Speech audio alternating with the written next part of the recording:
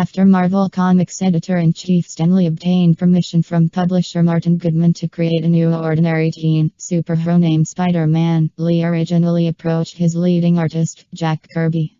Kirby told Lee about his own 1950s character conception, variously called the Silver Spider and Spiderman, in which an orphan boy finds a magic ring that gives him superpowers.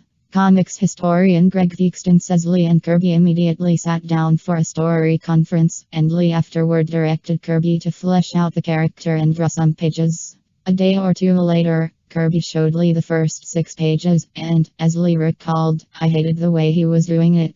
Not that he did it badly, it just wasn't the character I wanted, it was too heroic. Lee turned to Ditko, who developed a visual motif Lee found satisfactory, although Lee would later replace Ditko's original cover with one penciled by Kirby. Ditko said, "The Spider-Man pages Stan showed me were nothing like the eventually published character. In fact, the only drawings of Spider-Man were on the splash-eye page 1 and at the end where Kirby had the guy leaping at you with a web gun. Anyway, the first 5 pages took place in the home, and the kid finds a ring and turns into Spider-Man." Ditko also recalled that one of the first things I did was to work up a costume, a vital, visual part of the character. I had to know how he looked before I did any breakdowns. For example, a clinging power so he wouldn't have hard shoes or boots, a hidden wrist shooter versus a web gun and holster, etc. I wasn't sure Stan would like the idea of covering the character's face, but I did it because it hid an obviously boyish face. It would also add mystery to the character. Much earlier, in a rare contemporaneous account, Ditko described his and Lee's contributions in a mail interview with Gary Martin published in Comic Fin issue 2 of summer '65. Stan Lee thought the name up. I did costume, web gimmick on wrist & spider signal. He added he would continue drawing Spider-Man if nothing better comes along. That same year, he expressed to the fanzine Voice of Comicdom regarding a poll of best liked fan-created comics, "It seems a shame, since comics themselves have so little variety of stories and styles that you would deliberately restrict your own creative efforts to professional comics' shallow range.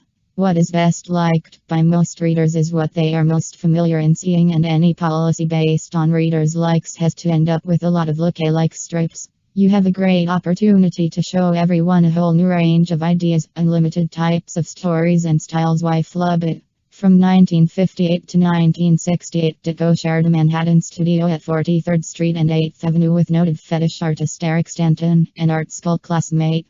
When either artist was under deadline pressure, it was not uncommon for them to pitch in and help the other with his assignment. Ditko biographer Blake Bell, without citing sources, said, "At one time in history, Ditko denied ever touching Stanton's work, even though Stanton himself said they would each dabble in each other's art, mainly spot inking, and the introduction to one book of Stanton's work says Eric Stanton drew his pictures in India ink, and they were then hand-colored by Ditko." In a 1988 interview with Theakston, Stanton recalled that although his contribution to Spider-Man was almost nil, he and Ditko had worked on storyboards together and I had a few ideas. But the whole thing was created by Steve on his own. I think I added the business about the webs coming out of his hands. Spider-Man debuted in Amazing Fantasy issue 15 in August 1962, the final issue of that science fiction fantasy anthology series. When the issue proved to be a top seller, Spider-Man was given his own series, The Amazing Spider-Man. Lee and Ditko's collaboration on the series saw the creation of many of the character's best-known antagonists, including Dr. Octopus in issue 3, the Sandman in issue 4, the Lizard in issue 6, Electro in issue 9, and the Green Goblin in issue 14. Ditko eventually desired credit for the plotting he was contributing under the Marvel method.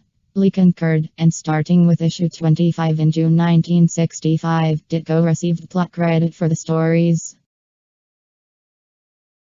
One of the most celebrated issues of the Lee Ditko run is issue 33 in February 1966, the third part of the story arc If This Be My Destiny, and featuring the dramatic scene of Spider-Man, through force of will and thoughts of Emily, escaping from being pinned by heavy machinery.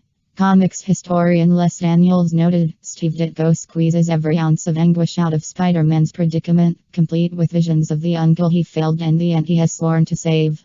Peter David observed, after his origin, this 2-page sequence from Amazing Spider-Man issue 33 is perhaps the best love sequence from the Stan Lee/Steve Ditko era.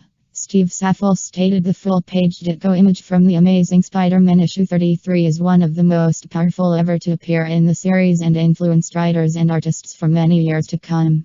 Matthew K. Manning wrote that Ditko's illustrations for the first few pages of this Lee story included what would become one of the most iconic scenes in Spider-Man's history. The story was chosen as number 15 in the 100 Greatest Marvels of All Time poll of Marvel's readers in 2001. Editor Robert Greenberger wrote in his introduction to the story, "These first 5 pages are a modern-day equivalent to Shakespeare as Parker's soliloquy sets the stage for his next action. And with dramatic pacing and storytelling, Ditko delivers one of the great sequences in all comics." In this series, Ditko also had a lasting effect on Marvel's branding when he inserted a small box on the upper left-hand corner of issue 2 that featured a picture of Spider-Man's face along with the company name and price. Stan Lee approved of this visual motif and soon made it a standard feature on all of Marvel's subsequent comic books that would last for decades.